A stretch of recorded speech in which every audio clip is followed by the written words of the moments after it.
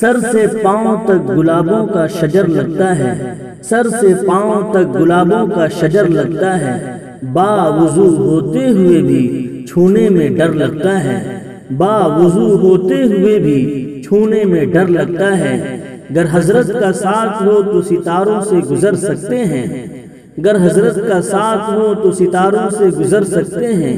کتنا پیارا محبت کا یہ سفر لگتا ہے، کتنا پیارا محبت کا یہ سفر لگتا ہے۔ حضرات، آپ کی خدمت میں رہبر قوم و ملت ادیب العصر حضرت مولانا قاری شبیر صاحب دامت برکاتہم العالیہ، ناظم مدرسہ اسلامیہ شکرپور بھروارہ دربھنگا بہار کی تقریر پیس میسج سینٹر کی جانب سے پیش کی جا رہی ہے۔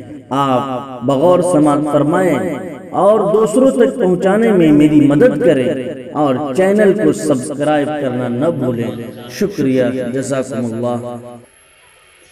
ان کتابوں سے جو احکام اخذ کرنا چاہے اخذ کر لیں، ایسا نہیں۔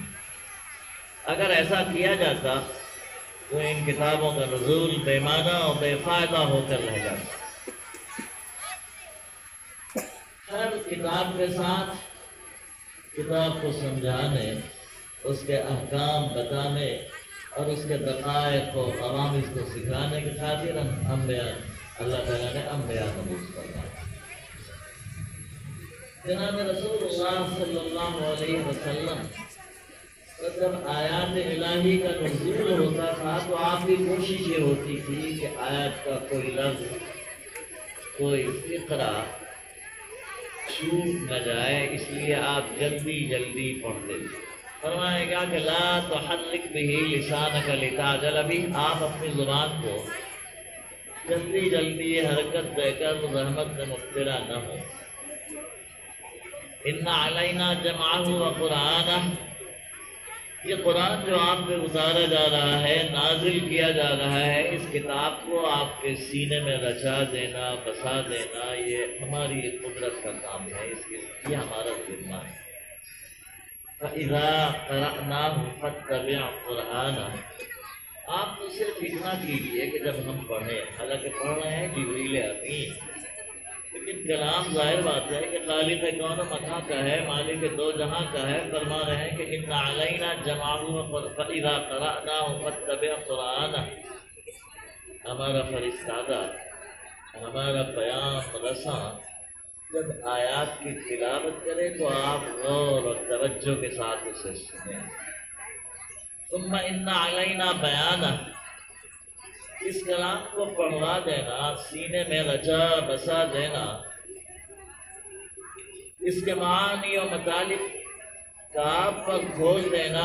ثم ان علینا بیانہ، اور بیان و تشریح کی قدرت عطا فرما دینا۔ یہ سب کچھ میری قدرت و میرے اختیار میں ہے، یہ ہم نے آپ کو بھیجا ہے اس اصلاح و ہدایت کے لیے، تو یہ سب ہمارے ذمہ ہے۔ نہیں فرمایا گیا کہ لا تعجل بالقرآن ان یقضی الیک وحیہ وقل رب زدنی علما، قرآن کو اخذ کرنے، یاد کرنے میں آپ اجرت و جلدبازی سے کام نہ لیں۔ یہ ہماری ذمہ داری ہے کہ ہم اسے آپ کے سینے میں رچا بسا دیں۔ ہاں البتہ آپ دعا کیجیے رب زدنی علما، اللہ میرے علم میں اضافہ فرما دے، جو کچھ آپ نے نازل کیا ہے وہ بھی راسخ ہو جائے، اور جو کچھ ابھی ہمارے پر اترا نہیں ہے وہ عطا فرما دے۔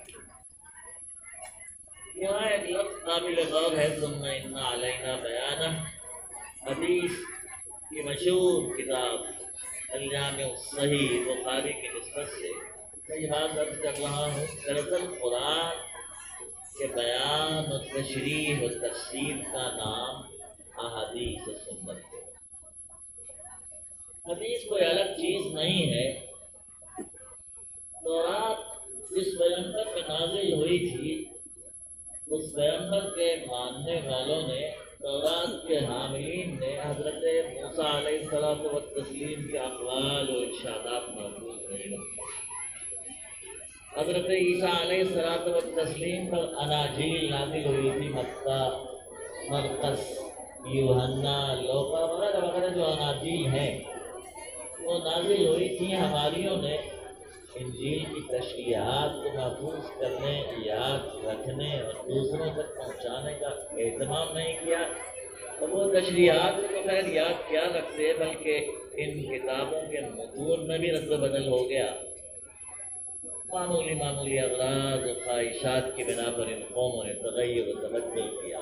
یقولون ھذا من عند اللہ لیشتروا بہ ثمنا قلیلا، تبدیلیوں پہ تبدیلی کرتے رہے، رد و بدل کرتے رہے، اور یہ کہتے رہے دنیا سے یقولون ھذا من عند اللہ، یہ سب کچھ اللہ کی طرف سے۔ یہ قرآن کا اعجاز اور قرآن کا امتیاز ہے کہ وہ خود جس شکل میں نازل ہوا تھا من نوعان آج بھی اسی شکل میں ہے۔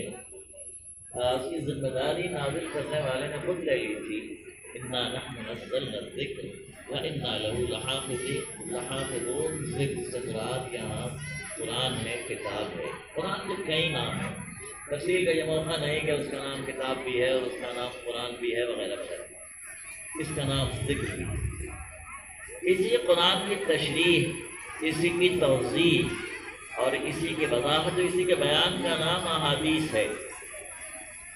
آپ حضرات اہل علم ہیں، اصحاب علم کا مجمع ہے، ادنا تأمل و غور و فکر سے معلوم ہو جائے گا کہ کس طرح حدیث قرآن کی شرح ہے۔ مثال کے طور پر جناب رسول اللہ صلی اللہ علیہ وسلم نے اپنے اصحاب سے فرمایا کہ قوم نوح جب لائی جائے گی موقف حساب میں، تو ہم تعالیٰ اس سے پوچھیں گے کہ کیا ہمارا کوئی پیغمبر، ہمارا کوئی نبی، ہمارا کوئی فرشتہ تمہیں آخرت سے ڈرانے آیا تھا، ہمارے احکام پہنچانے آیا تھا؟ وہ کہیں گے نہیں آیا تھا۔ نہیں، گواہ کون ہے؟ تو ہم یہ کہہ رہے ہیں کہ نہیں آیا تھا۔ حضرت نوح کہیں گے کہ کیا آپ نے مجھے معمور کیا تھا، میں نے ان تک ہدایات اور تعلیمات پہنچا دی تھی۔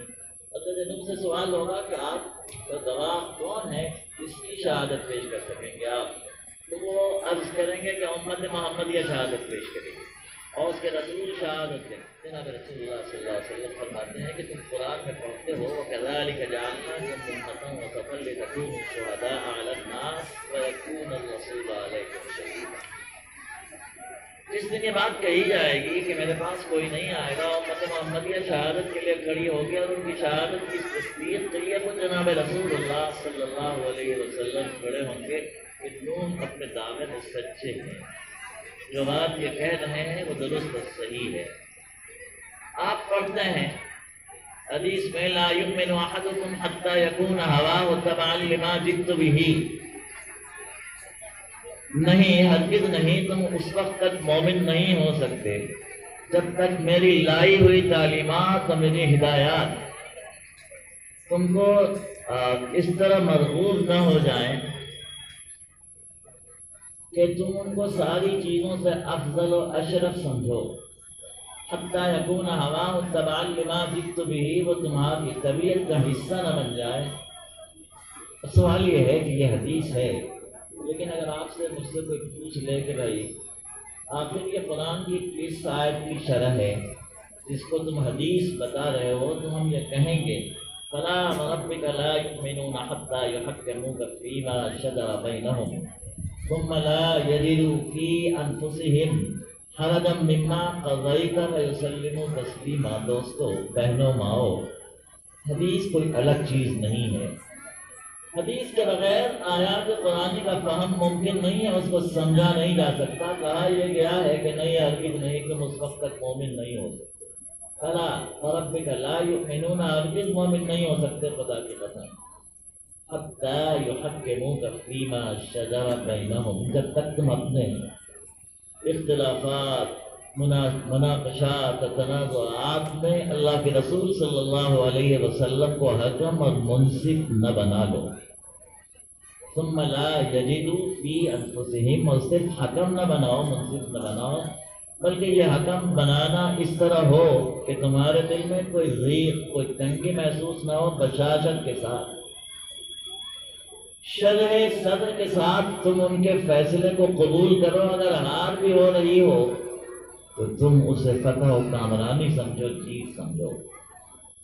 ثم لا يجدوا في انفسهم، تمہیں دل میں کوئی تنگی محسوس نہ ہو حرجا مما قضیت ویسلموا تسلیما، سرے تسلیم خم ہے جو مزاج یاد میں آئے. تو قرآن یہ کہتا ہے کہ اگر یہ لا یؤمن احدکم حتی یکون ہواہ تبعا لما جئت بہ حدیث ہے، تو آپ دیکھیے کہ قرآن سے کس قدر مطابقت پائی جاتی ہے اس میں.